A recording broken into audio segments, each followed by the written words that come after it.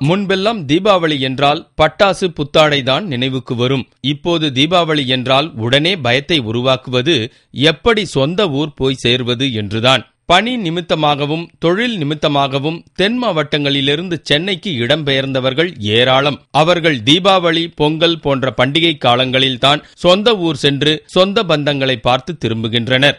ரயில், பஸ்களில் முன்பதிவு செய்வதில் கோட்டை விட்டவர்கள் சொந்த ஊர் சென்று சேரப்படும் பாடு விவரிக்க முடியாதது.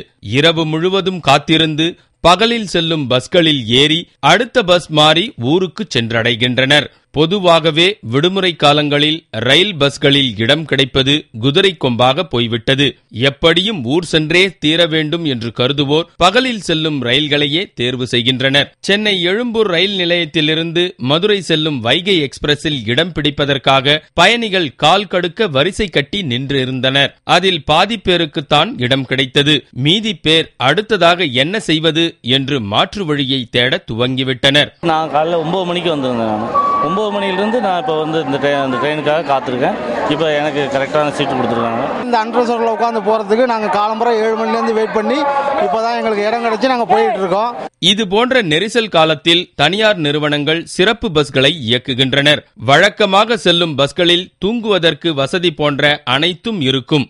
ஆனால் சிறப்பு பஸ்களில் இந்த வசதிகள் இருக்காது என்பதோடு கட்டணமும் திடீர் என்று அதிகரிக்கப்பட்டு விடுகிறது. விழா காலங்கள் அதிகமான பஸ்கள் விட்டால் நல்லா இருக்கும்.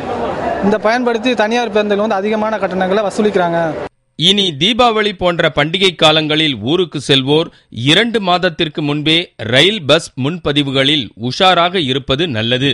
இல்லாவிட்டால் தனியார் இயக்கும் திடீர் சிறப்பு பஸ்களில் அதிக கட்டணம் கொடுத்து விடிய தூங்காமலேயே பயணம் செய்து விடிந்த பிறகுதான் ஊருக்கு சென்றடைய முடியும்.